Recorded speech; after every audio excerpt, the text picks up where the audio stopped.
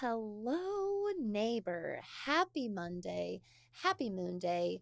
Welcome, of course, to another episode of Moonday Musings. Here at That Witch Podcast, I am your host, Danny, That Witch Next Door, and I am so looking forward to talking with you all about how you can celebrate Beltane this week. So, if you are new around here, first, welcome. Hi. If you're not new around here, welcome back. But if you are new and you haven't already heard, this year I am doing a little series through the Pagan Wheel of the Year on our Moonday Musings episodes. So for the Monday before a pagan celebration on the Wheel of the Year, I will use that Moonday's episode to share with you about some of the background and history and roots of these celebrations, and how you can practice these, celebrate these, honor these, participate, observe whatever feels right for you with any of these celebrations in your modern witchcraft and spiritual practice. So, one of the things that I've been really making a point to do for each of these celebrations is talking about the roots of where these came from, because when I was a newly practicing very beginner baby witch, one of the first things that I felt instantly drawn to and connected to was working with seasonal energy, seasonal magic. And especially in the northern hemisphere, for anyone that practices or has history or lineage or roots in Euro pagan history, which I do very much so. In my ancestry, I have a lot of roots to the British Isles, to England, Wales, Scotland, and Ireland in my lineage. And there are many of us that resonate with what's called the Pagan Wheel of the Year, and these celebrations that are held during, or they're also referred to as sabbats, that are held.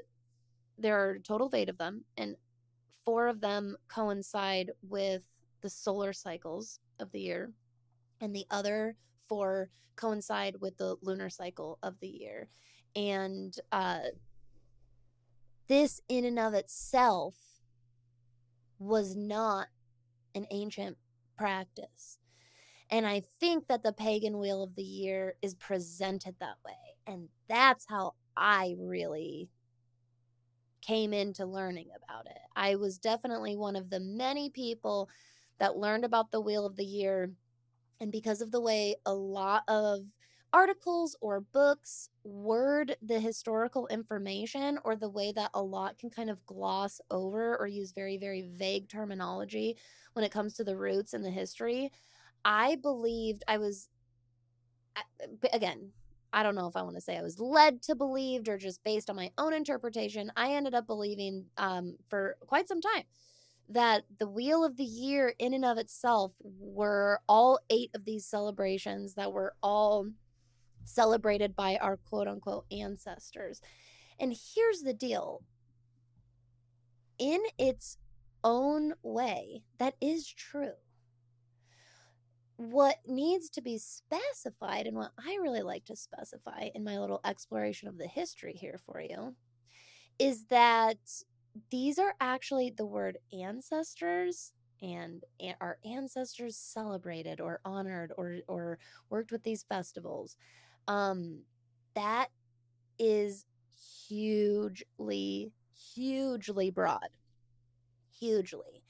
We're talking about a collection of many different cultures throughout time and history And these celebrations and these traditions and these rituals were adapted from, evolved, were developed in a slew of ways by all of these different cultures all throughout time. And not only that, the retelling of this information. I always bring up on every single one of these episodes the game that we play when we're kids, telephone, and seeing how much a message can change farther down the chain it goes that it's being retold. And the same really goes for this. Now, this does not make the Pagan Wheel of the Year fake or not sacred or not important or not real. Quite the contrary. Think of the Pagan Wheel of the Year as this long building, now modern seasonal practice for pagans, witches, earth energy workers, earth energy worshipers, Wiccans.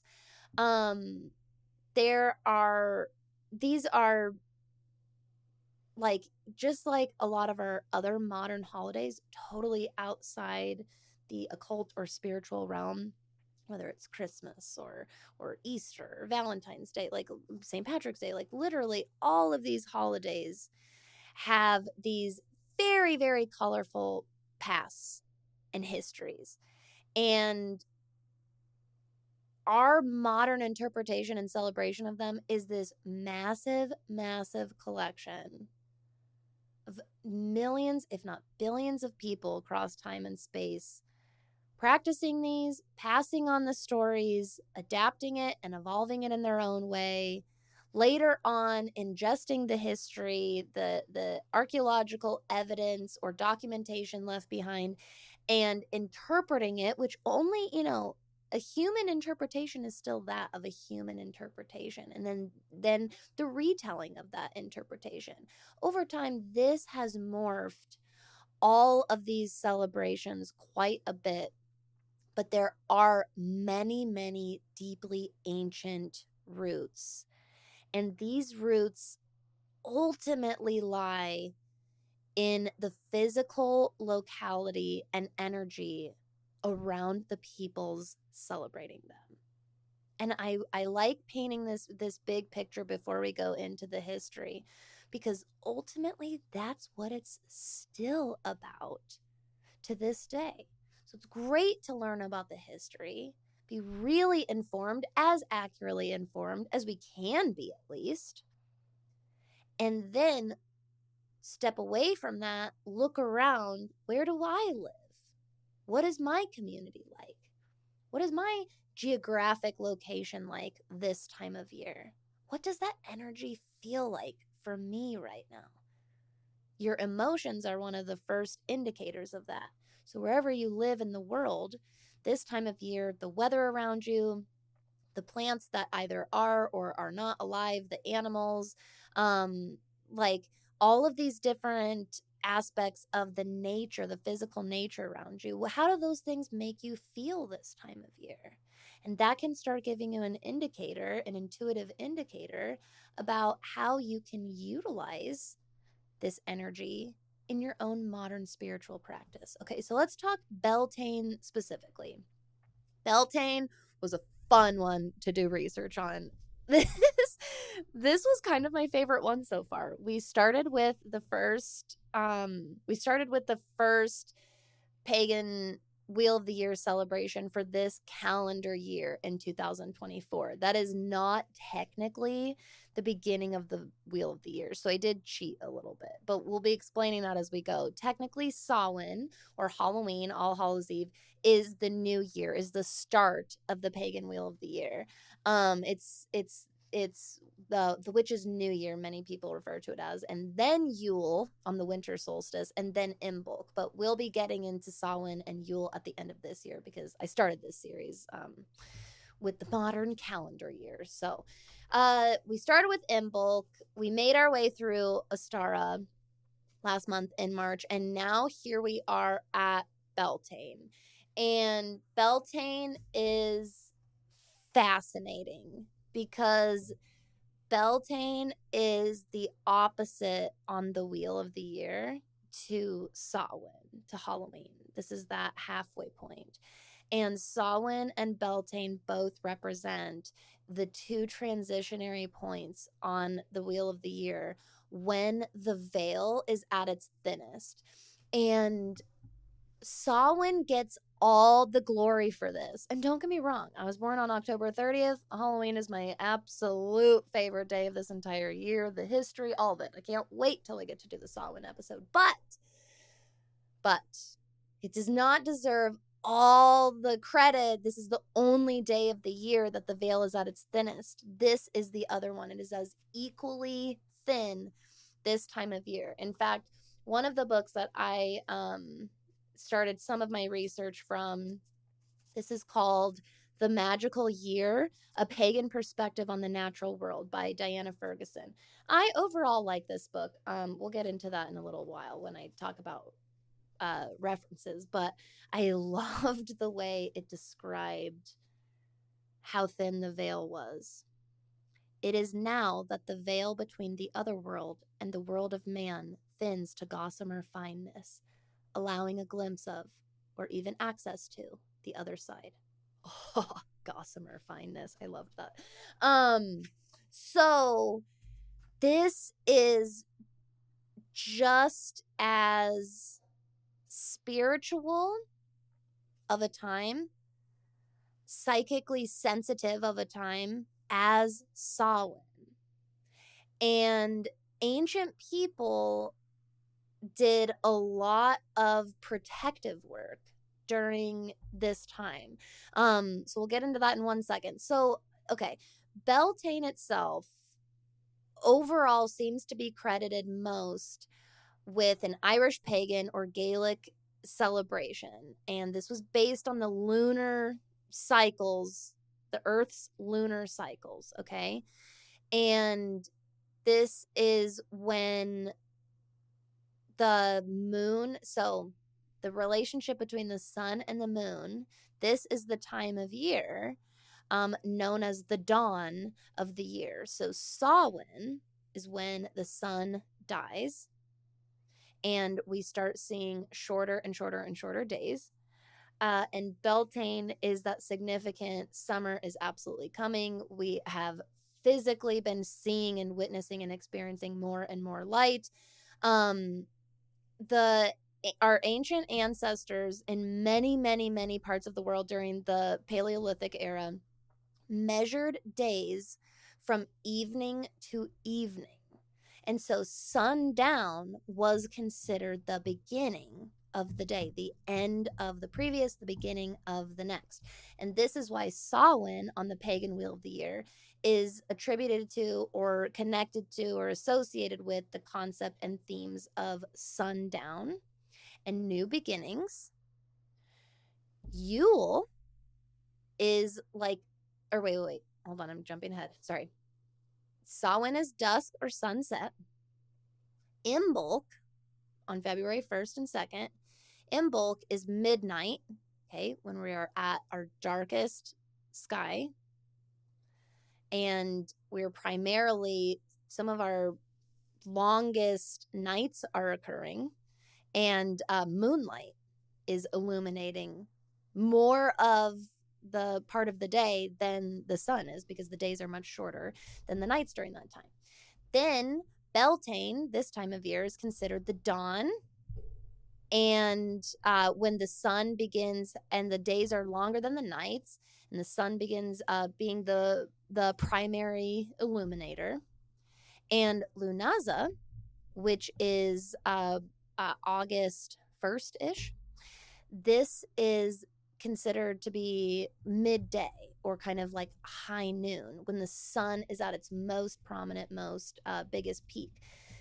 All of these celebrations I just talked about, Samhain, Imbolc, Beltane, and Lunaza, these are lunar cycle celebrations. They are based on the lunar cycles in respect to the earth. The peoples, the ancient peoples that celebrated these festivals or traditions, These celebrations were people that followed and measured time based on lunar cycles primarily. Later in history, when people began celebrating and honoring and measuring time based on the solar cycles, we then see evidence of the solar calendar celebrations, which are Yule, or the winter solstice, which is equivalent to the new moon, spring equinox, or Ostara, which is like the first quarter moon, then Letha, or the summer solstice, which is in June, at the end of June. This is considered like, this is really attributed to the full moon energy. When the full moon is at its fullest, we attribute that same energy to summer solstice. And finally, the fall equinox, or Mabon, is like the last quarter moon before the moon goes into its new phase at Yule. Both equinoxes represent balance between light and dark, because the day is as equally long as the night is on both the spring equinox and the fall equinox. The solstices are extremes. So the winter solstice occurs when we are having we have the longest night. The night is as long as it's going to possibly be throughout the entire year cycle.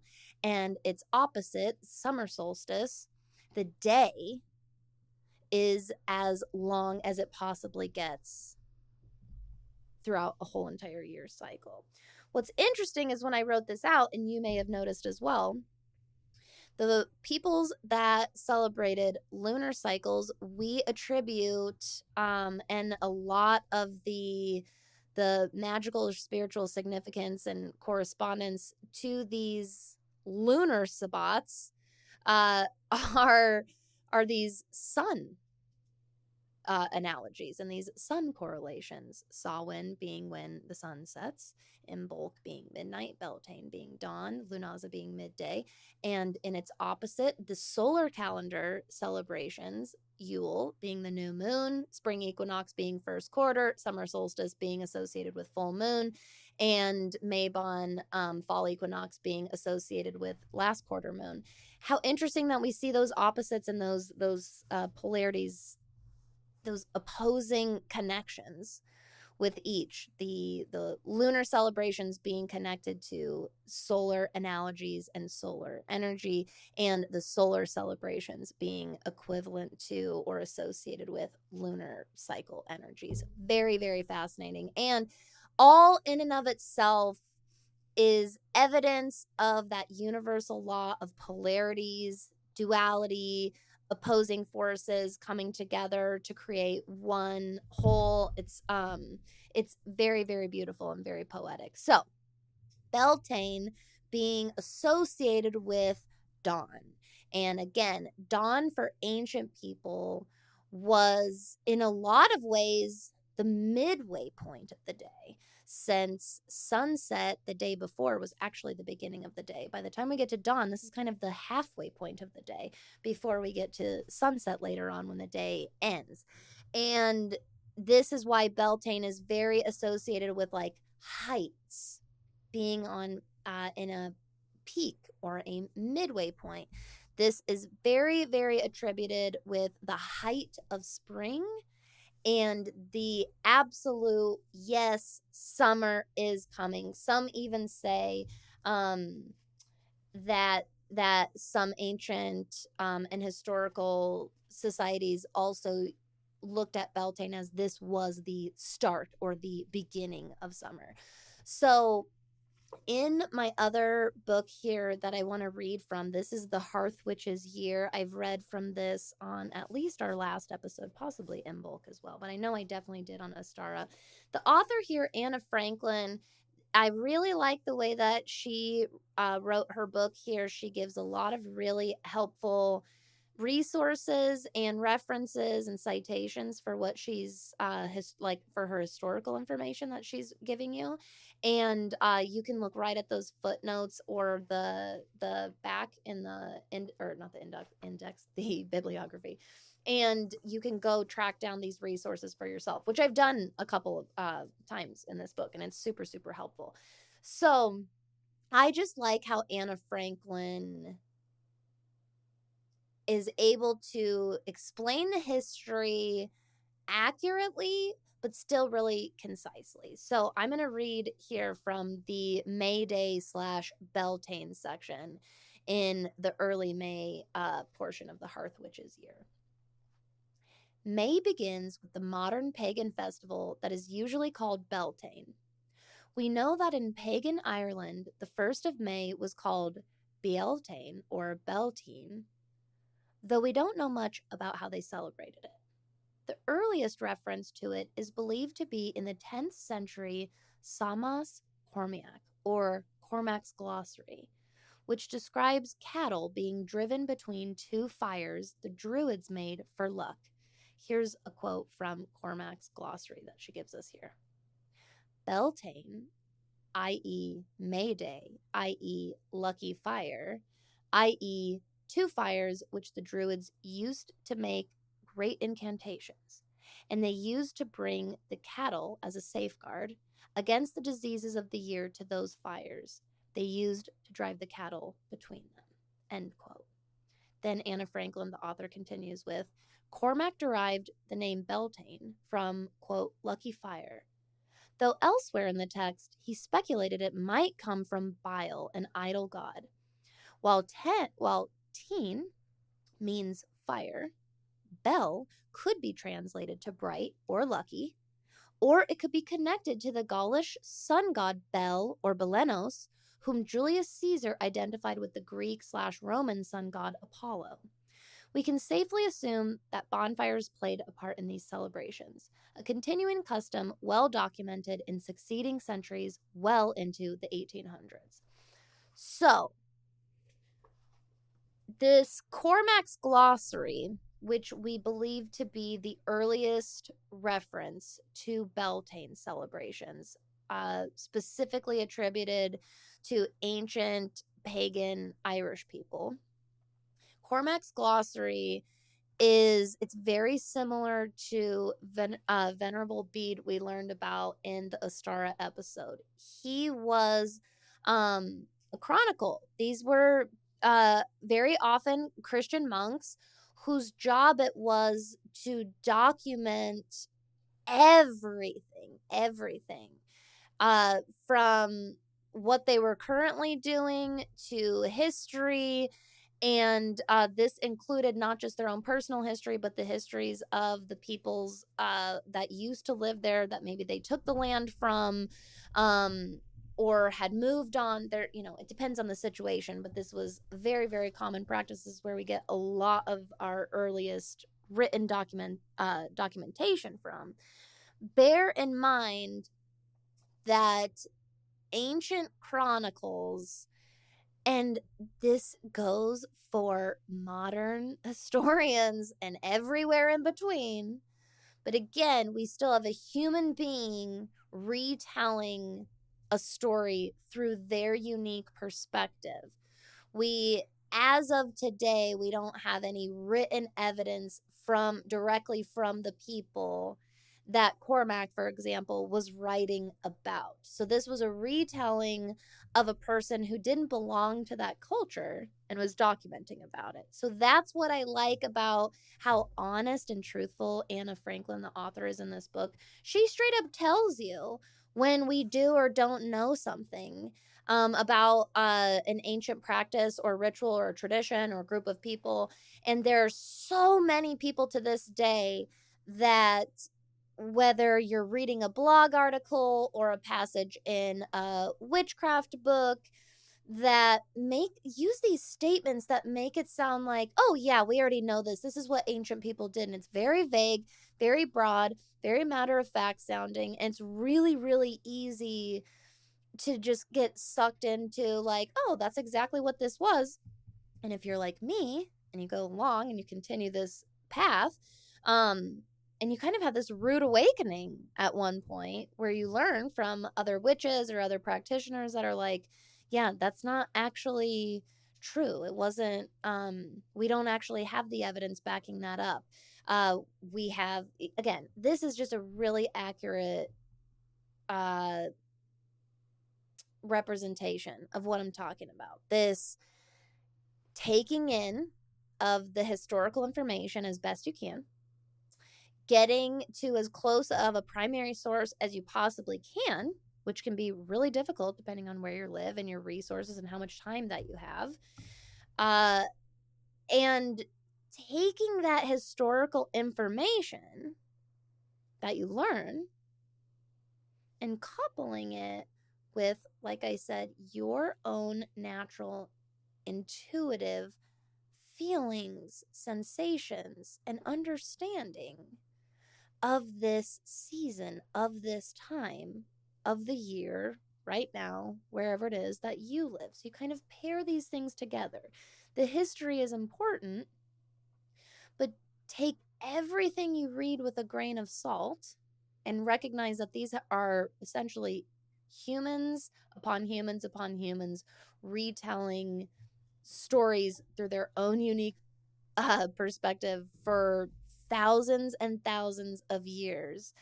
And so always be wary of a blog article or a book that gives this really matter-of-fact historical information that doesn't give you any kind of sources or where they got that information, and they just present it to you like, this is fact, this is known, ancient people did this, and not crediting at all which ancient people, where in the world, so that you at least can start going down your own research, kind of rabbit hole. I don't think it's up to any one singular person to provide you absolutely every single step of the research. Like, you have to do that yourself, but provide people a trail, be honest and transparent. And then this is how we kind of start to move away from potential appropriation and disrespect and watering down of previous cultures and traditions.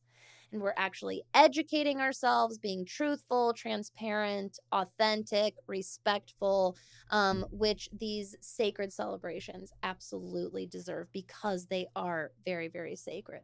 So in Beltane, we are pretty sure that the closest group of people that we've attributed to Beltane were ancient Irish pagans, but there are some ancient Germanic roots here as well.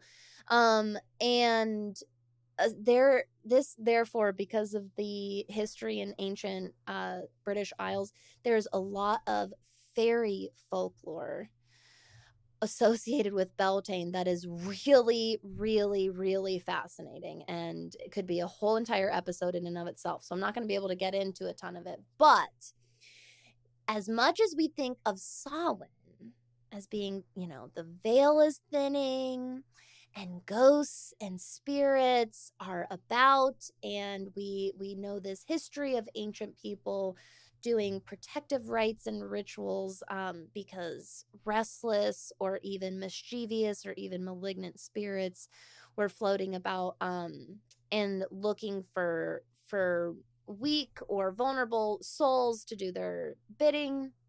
It's actually very similar in Beltane, but associated with fairies. And there's a lot of folklore around the winter time being ruled by the quote-unquote bad fairies. And May Day marks the return of the May Queen, the queen of the fairies, and her consort, which is sometimes referred to as an elfin king, coming back, and their sacred marriage, which brings summer and abundance and blessings, and the good fairies are here to help us and bring us all of the goodness to the human world. But that day, May Day, beginning the eve of May Day, right? April 30th evening is when Beltane began. It was very common to do a lot of protection rituals and protective magic or work during this time against any of the quote unquote bad fairies that may be taking children or other innocent or wandering souls back to fairyland with them, typically to become some sort of servant or worker for the fairies. There's some folklore around fairies stealing infant babies on the eve of May Day and replacing them with a changeling. And again, I could just go, if you want a fairy episode, please let me know, because I would be happy to go down a rabbit hole on fairy folklore with all of you, because it is fucking fascinating. Absolutely fascinating. And I don't have, call it all of that Irish, British, Welsh, Scottish ancestry in me. I have a lot of fascination in it, and I don't have a big sense of fear around a lot of it. And there's a good amount of darkness and fear associated with fairy lore, and I think that I would be a good person to go into it with all of you, because I don't think I'd do the fear mongering. So let me know if you want me to. But that is, to me, this kind of spring summer equivalent or parallel or opposite to the ghost, the spirits, the goblins, the demons the monsters that we associate with the thin veil during Samhain. Very, very fascinating. Bottom line, when it comes to this being a very spiritual, thin veil time of year, yes, this is a great time to brush up on protection magic. This is a great time to be looking at those energetic boundaries. We're really coming out of winter. So if we think about this analogy of like coming out of hibernation, coming out from our shelter, going back outside, it's a different kind of new kind of vulnerability that we open ourselves up to by coming out of that safe little cave and shelter that we made for ourselves during winter. So I think it makes a lot of sense that this is a great time for doing some protective work. I absolutely believe that the veil is thinner at this time of year, and I absolutely resonate with Samhain and Beltane being these two transitionary points on the wheel, representing the two days of the year that the veil is at its thinnest. So this is also therefore a great time to do spiritual and psychic strengthening work in general. You might be a little bit more sensitive to spiritual guidance and messages right now. So pay attention to those little things that catch your eye or catch your ear or catch your nose or like seriously, those things that catch any of your five senses in a particular way. Pay attention to that. Let's see here. Oh, one thing that was a very cool clear evolution where you could see multiple versions of this lore, of this analogy throughout tons and tons of cultures and throughout time, was this concept that I mentioned of the May Queen returning, and often this sacred message between her and it might be the Elfin King, but also in some version this isn't an Elfin King, this is the Green Man. And then in some version, it's not about the May Queen, it's about the Lady of the Flowers. Or in some, it's about Mother Earth, and the sacred marriage to her consort, the Green Man, the sun god and the lunar goddess coming together for sacred marriage and birthing the entire rebirth and this huge surge of life that height of spring into summer brings, where spring is like the beginning. We see the ice melting, we see the buds forming. This is height of springtime. This is beginning of summertime, where we have full on blooms. We have leaves now. Grass is green now.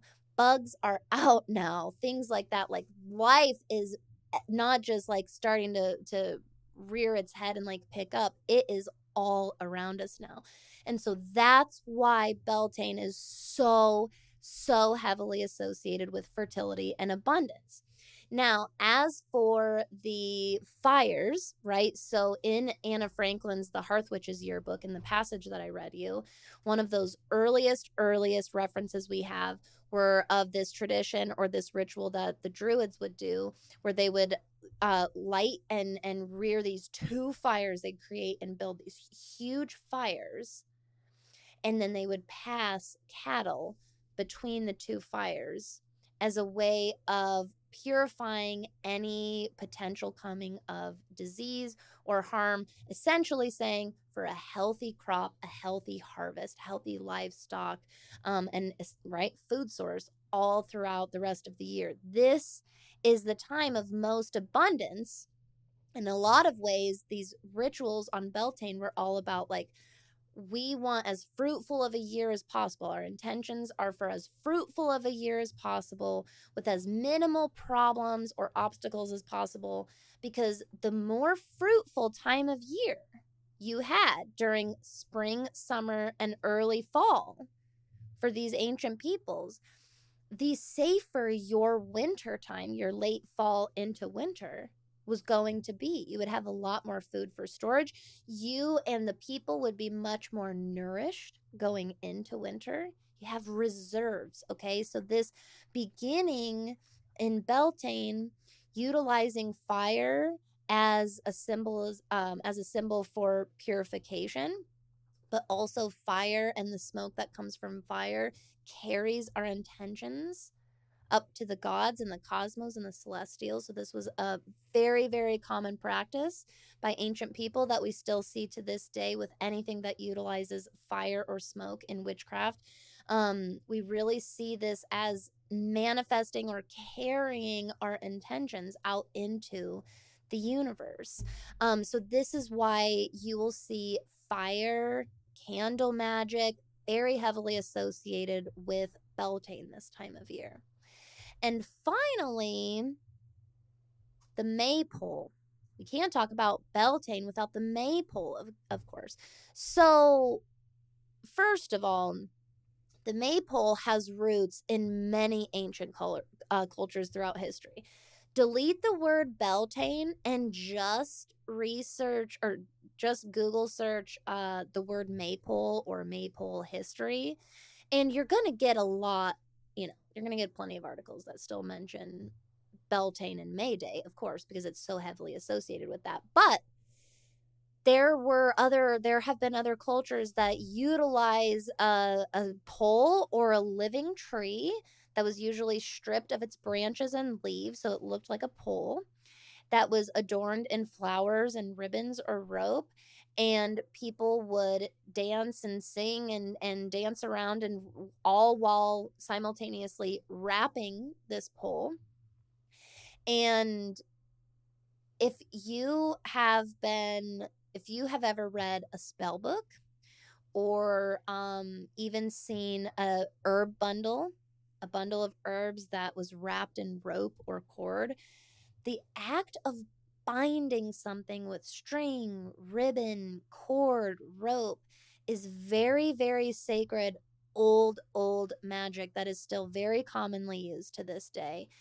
Binding magic often has this air of you're automatically binding someone or something that's negative so it can't do any harm. That is very common, but we also bind for good. We also bind for positive intentions as well. And this is why I love the example of a sacred herb bundle, because herb bundles or sweetgrass braids created in indigenous culture, the braids of people's hair in indigenous culture, and other cultures throughout the world. This binding of the hair, this was keeping in or sealing in the good. This is a protective type of ritual that holds in the good and seals out the bad or the negative. So it's not only binding. Rituals are not always about binding something that is negative to keep it from doing harm. It's also to do with sealing in something good and holding it there and holding on to it. And that is very, very closely associated with the magic and the symbolism and significance of the maypole. This is why even modern pagan celebrations, you will still see to this day throughout communities in the world where a physical maypole goes up and people, an entire group of people grabs a ribbon and dances and sings and plays and wraps the maypole. But you will also see miniature or individual maypole suggestions. I actually made one a couple of years ago, and I had a nice clear little cup, and I filled it with some dirt from my yard and some other, like some rocks and leaves and stuff, some pieces of nature from my yard. And I put a wooden dowel in the middle, and attached to the dowel, I think I used a hot glue gun. But there's obviously tons of ways. There's different adhesives, or you could physically tie the ribbons at the top, and it's very traditional to use more than one color. And I would really let your intuition run with this, honestly, as far as like selecting the color, the type of ribbon. And I placed this little maypole up on my altar for Beltane, and I think I did that the night before, and then the next day, before sunset on May Day, on May 1st, I did my own little binding and wrapping of my maypole, and secured it at the bottom with some extra like rocks and things so that it would hold. And I left my maypole up. I think that I left mine up for a lunar cycle. I think for a full, like one full lunar cycle from that day or something like that. It was a few years ago. So that can be something that you can do. It can be something you do with friends or do with your kids, and it can be this really fun, actual, real group activity where you get a pole, you fix it in the ground outside, you tie flowers and ribbons to it, and flower crowns for your hair, and wear lovely, like very summery feeling clothes and colors, and you and your kids or your friends or community or whatever, you dance and sing and play around this maypole, all while wrapping it. Just the singing and dancing and playing alone is sealing in all of that positive energy to carry you throughout the rest of the year. But again, this can also be a totally, totally individual ritual or tradition you could do by yourself as well, on a much smaller scale, and anywhere in between.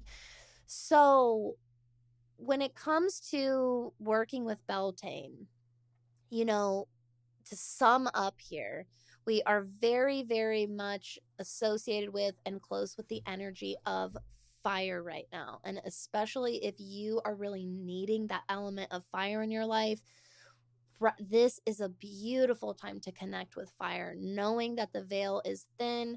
You are even closer knit with your spirit team, and more sensitive to their messages than other parts of the year. Working with the element of fire can be really invigorating, really refreshing and renewing, and resilience building for this time of year, especially if those are things that you're craving right now. Again, maypoles. I just gave you a couple of different examples of what you can do, and I was very pleased to see that when I Googled maypoles in a couple of different ways, because I was looking for the history, but I was very happy to see that along the way, looking into some of the roots, there were all kinds of ideas in modern practices and different things that you can do to work with the maypole energy and do sort of a ritual or a rite like that on your own or with others. Spring and summer, anything that gets you out into the nature and energy of this season, of this time of year right now, is in and of itself magic.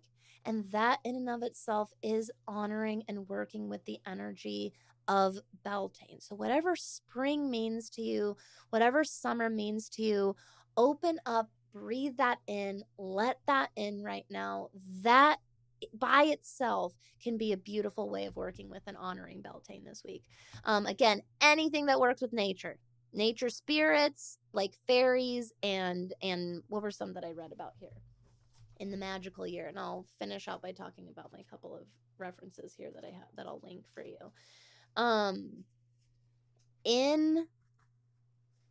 In the magical year, this book, went a lot deeper into the fairy lore than the Hearth Witches year did at all. And this was really, again, it was so hard not to go down a whole different side rabbit hole on this.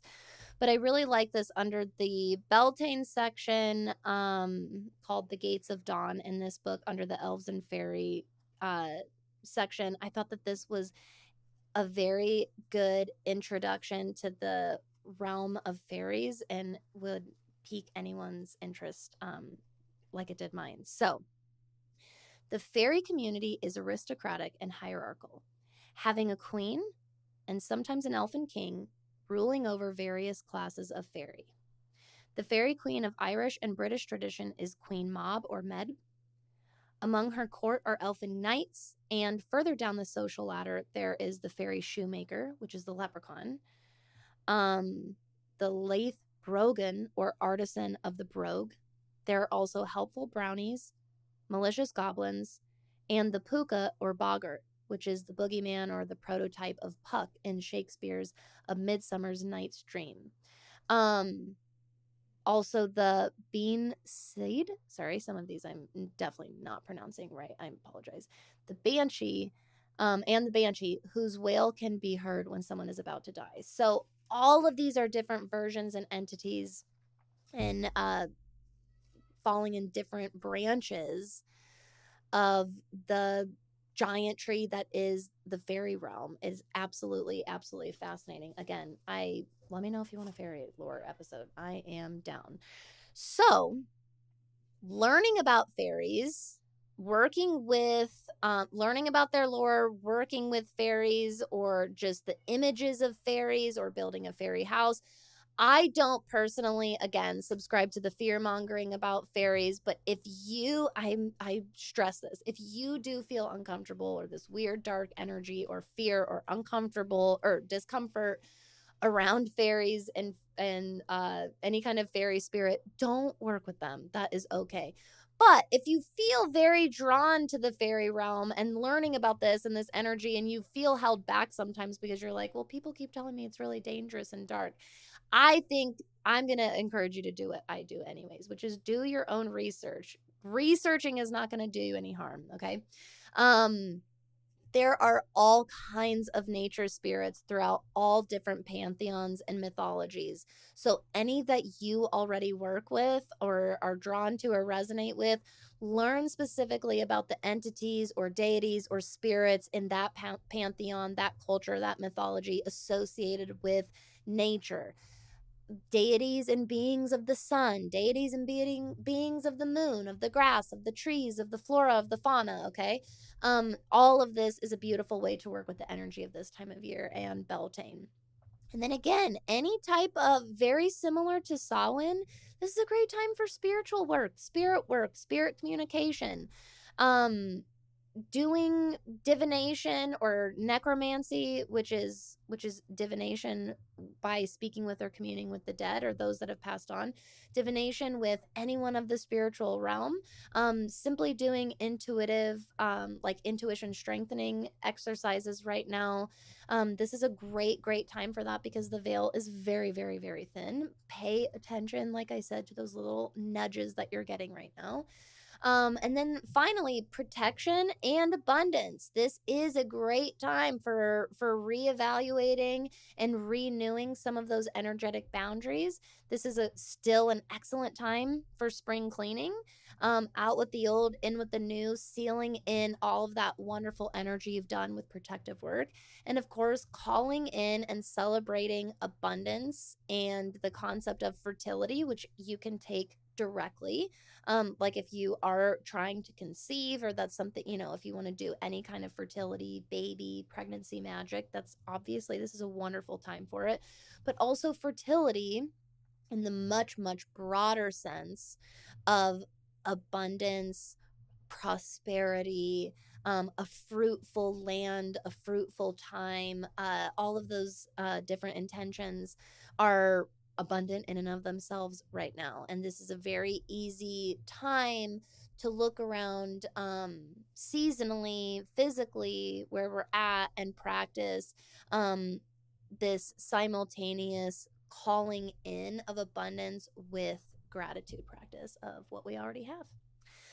So, I hope that this was helpful. Thank you, neighbor, for sharing part of your moon day with me. I had the best time diving deep into Beltane with all of you. I hope that today's episode was informative and inspiring for your modern practice.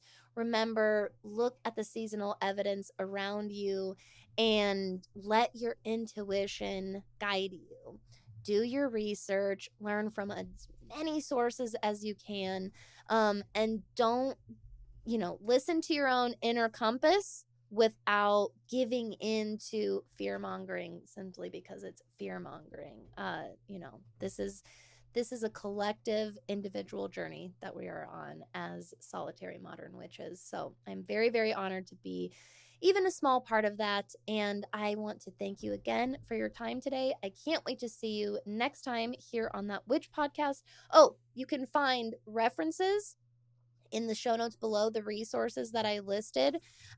Again, my favorite is of the two books I read from today is The Hearth Witch's Year by Anna Franklin. I do really like The Magickal Year by Diana Ferguson. My only little qualm with it is it's not as detailed in listing its resources as Anna Franklin's book is, but it's still a really informative, very helpful jumping off point. And again, take those notes into your online research as well. Look at websites that are like Boston Public Library is a good one. National Geographic can be a good starting point. I like looking at Britannica as well. I have always found that the Learn Religions website is actually pretty accurate and also usually lists some good resources that you can rabbit hole from. The main rule of thumb is you want the sources that are giving you this historical information to be providing some sort of bibliography, some sort of citation on where they got that information. If you are reading a blog article or a book that's totally absent from that, it doesn't necessarily mean it's wrong, but it is good to branch beyond that still. Also in the links, you will find our free reference chart from thatwitchnextdoor.com. This chart is a collection of not just the astrological seasons, keywords the signs are associated with, their ruling planet, what element each of them are associated with, the modality each of them are associated with. It also includes the Pagan Wheel of the Year, as well as it corresponds to the astrological seasons, which can be super, super helpful for some of you. So make sure you can get the direct link in the show notes below, or you can just go to thatwitchnextdoor.com/resources, and it is on the blog. Again, it's just listed as the reference chart. This is free to anyone in the neighborhood. You don't have to be in that witch school, and you can download and save this really helpful image and tool on your phone. All right, everybody, thank you so much again. Don't hesitate to reach out to me if you have any further questions on any of this, or if you have any suggestions for future episodes. Go to thatwitchnextdoor.com/conjurethatwitch. I'd love to hear from you. Have a magical day. I am sending you Beltane blessings throughout this week, and I hope you all stay safe. You're, of course, letting yourselves have some fun, and stay magical out there.